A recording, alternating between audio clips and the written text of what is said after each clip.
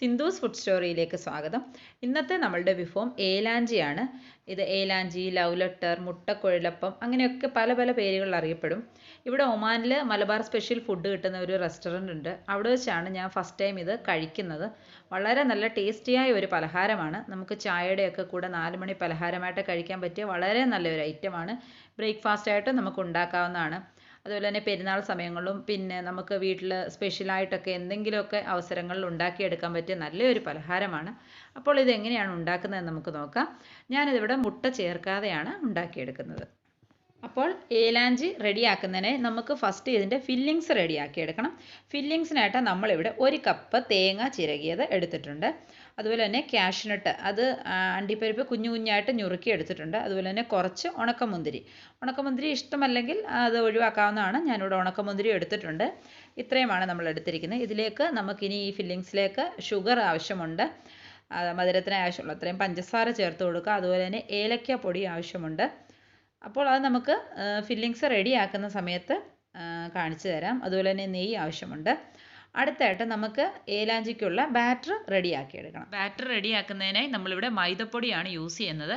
വേണമെങ്കിൽ നമുക്ക് ഗോതമ്പ് പൊടി കൊണ്ട് ഉണ്ടാക്കാവുന്നതാണ്. ഞാൻ ഒരു ദിവസം അങ്ങനെ ഉണ്ടാക്കിയിട്ടുണ്ട്. പക്ഷേ കോമൺലി നമ്മൾ ഏലാഞ്ചി ഉണ്ടാക്കുന്നത് മൈദപ്പൊടി ഉപയോഗിച്ചാണ്. അപ്പോൾ ബാറ്റർ റെഡിയാക്കാനായിട്ട് ഞാനിവിടെ ഒരു മിക്സിയുടെ ജാർ എടുത്തിട്ടുണ്ട്. നമുക്ക് ജാറിലേക്കിട്ട് എല്ലാം കൂടി നന്നായിട്ട് മിക്സ് ചെയ്തെടുക്കാവുന്നതാണ്. ഇതിലേക്ക് നമുക്ക് 1 കപ്പ് മൈദപ്പൊടിയാണ് നമ്മളിപ്പോൾ യൂസ് ചെയ്യുന്നത്. ഫസ്റ്റ് നമ്മൾ ഇതിലേക്ക് ആവശ്യമുള്ളത്രയും വെള്ളം, ഞാനിവിടെ ഇപ്പോൾ 1 ഗ്ലാസ് വെള്ളം ചേർത്ത് കൊടുക്കുന്നുണ്ട്. അതിനുശേഷം നമ്മളിവിടെ എടുത്തു വെച്ചിരിക്കുന്ന 1 കപ്പ് മൈദപ്പൊടി ഇതിലേക്ക് ഇട്ട് കൊടുക്കാം. ഞാനിവിടെ മുട്ട ചേർക്കാതെയാണ് ഉണ്ടാക്കുന്നത്. മുട്ട ചേർത്ത് ഉണ്ടാക്കാൻ താല്പര്യമുണ്ടെങ്കിൽ ഈ സമയത്ത് 1 മുട്ട കൂടെ ഇതിലേക്ക് പൊട്ടിച്ചഴിച്ചു കൊടുക്കണം. അതിനുശേഷം ഇതുപോലെ മഞ്ഞൾപ്പൊടി ചേർത്ത് കൊടുക്കുക. ഞാനിവിടെ ഒരു 1/4 ടീസ്പൂണും കുറച്ചും കൂടെ മഞ്ഞൾപ്പൊടി ചേർത്ത് കൊടുത്തിട്ടുണ്ട്. ഏലാഞ്ചിക്ക് കളറ് കിട്ടുന്നതിനായിട്ടാണ് നമ്മൾ മഞ്ഞൾപ്പൊടി ചേർത്ത്. അതുപോലെ തന്നെ ആവശ്യമുള്ളത്രയും ഉപ്പ് ചേർത്ത് കൊടുക്കുക.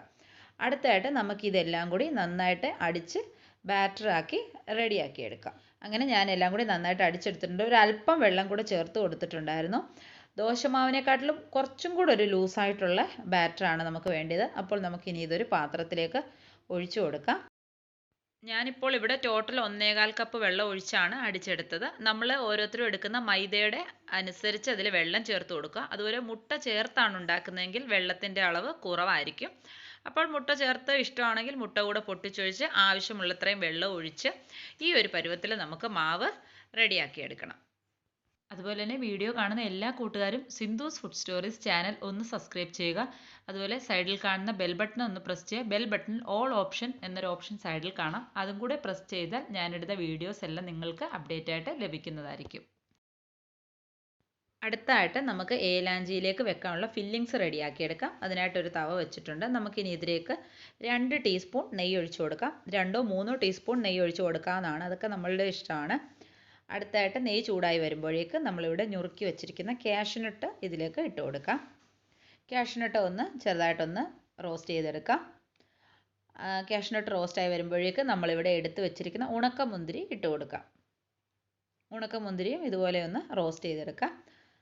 അപ്പോൾ അതിന് ശേഷം നമ്മളിവിടെ എടുത്ത് വെച്ചിരിക്കുന്ന തേങ്ങ, 1 കപ്പ് തേങ്ങ ചിരകിയത് ഇട്ട് കൊടുക്കാം.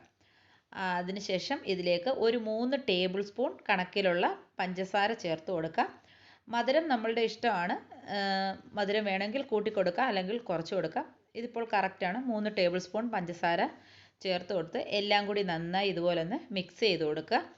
ഒത്തിരി റോസ്റ്റായി പോകേണ്ട കാര്യമില്ല. തേങ്ങയുടെ ആ ഒരു നനവും പച്ചമണവും ഒന്ന് മാറി എല്ലാം കൂടി ഒന്ന് ഇളക്കി കൊടുക്കാം. അടുത്തായിട്ട് ഈ മിക്സിലേക്ക് ഒരു 1/4 ടീസ്പൂൺ ഏലക്ക പൊടിച്ചത് ചേർത്ത് കൊടുക്കാം. എല്ലാം കൂടി നന്നായി ഒന്ന് ഇളക്കി കൊടുക്കാം. അപ്പോൾ നമ്മുടെ മിക്സ് ഇവിടെ റെഡി ആയിട്ടുണ്ട്. ഇനി നമുക്ക് ഫ്ലെയിം ഓഫ് ചെയ്യാം. അടുത്തായിട്ട് നമുക്ക് ഏലാഞ്ചി ഉണ്ടാക്കിയെടുക്കാം. അതിനായി ഒരു ദോശ തവ വെച്ചിട്ടുണ്ട്. അതിലേക്ക് ഒരല്പം നെയ്യൊന്ന് തേച്ച് കൊടുക്കുക. നമുക്കിനി ഇവിടെ റെഡിയാക്കി വെച്ചിരിക്കുന്ന ബാറ്റർ ഒഴിച്ചു കൊടുക്കുക. ഒരു തവി നിറയെ ബാറ്റർ തന്നെ ഒഴിച്ചു കൊടുക്കണം. അതിനുശേഷം ഇതുപോലെ പെതുക്കെ വട്ടത്തിൽ ഇങ്ങനെ വളരെ കനം കുറച്ച് നമുക്കിങ്ങനെ പരത്തി കൊടുക്കാവുന്നതാണ്. തവ നന്നായി ചൂടായതിന് ശേഷം വേണം ബാറ്റർ ഒഴിച്ചു കൊടുക്കാൻ. അത് പ്രത്യേകം ശ്രദ്ധിക്കുക.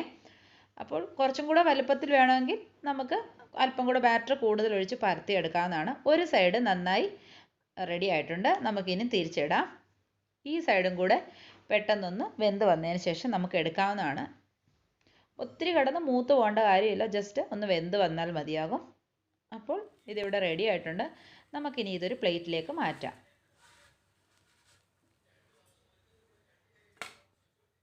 അടുത്തായിട്ട് നമുക്ക് ചൂടോടെ തന്നെ ഏലാഞ്ചി റെഡിയാക്കി എടുക്കാം. അതിനായിട്ട് നമ്മളിവിടെ റെഡിയാക്കി വെച്ചിരിക്കുന്ന മിക്സ് ഇതിലേക്ക് ഒരു 2-3 ടീസ്പൂൺ കണക്കിൽ ഇട്ട് കൊടുക്കാം. അപ്പോൾ നമ്മുടെ മധുരത്തിനനുസരിച്ച് ചേർത്ത് കൊടുക്കാവുന്നതാണ്.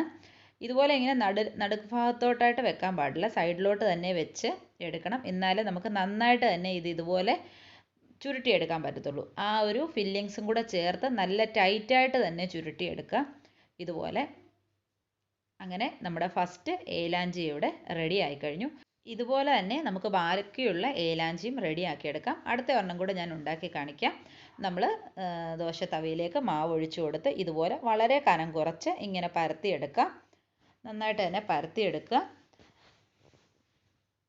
അടുത്തായിട്ട് നമുക്കിത് ഈ ഒരു സൈഡൊന്ന് വേകാനായിട്ട് വെയിറ്റ് ചെയ്യാം. വെന്ത് കഴിയുമ്പോൾ ഇതുപോലെ നല്ല ഒരു മഞ്ഞ കളറാവും. അടുത്തായിട്ട് നമുക്കിനി തിരിച്ചിടാം. അപ്പുറത്തെ സൈഡും ഇതുപോലെ തന്നെ വേകാനായിട്ട് നമുക്ക് തിരിച്ചിടാം. ആ ഒരു സൈഡും റെഡി ആയിട്ടുണ്ട്. ഇനി ഇത് നമുക്ക് പ്ലേറ്റിലേക്ക് മാറ്റാം.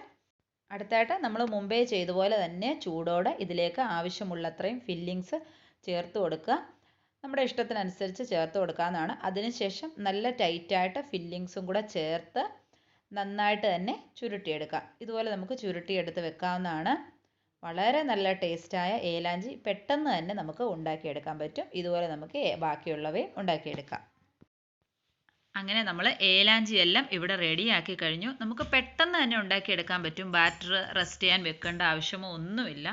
അപ്പോൾ എല്ലാവർക്കും പെട്ടെന്ന് തന്നെ ഉണ്ടാക്കാൻ പറ്റിയ നല്ലൊരു 4 മണി പലഹാരമാണ്. അപ്പോൾ എൻ്റെ ഈ വീഡിയോ കണ്ടതിന് ശേഷം എല്ലാവർക്കും ഇഷ്ടമായെങ്കിൽ ഒന്ന് ലൈക്ക് ചെയ്യുക, ഷെയർ ചെയ്യുക. അടുത്ത നല്ലൊരു റെസിപ്പിയുമായി വീണ്ടും കാണാം. Thank you.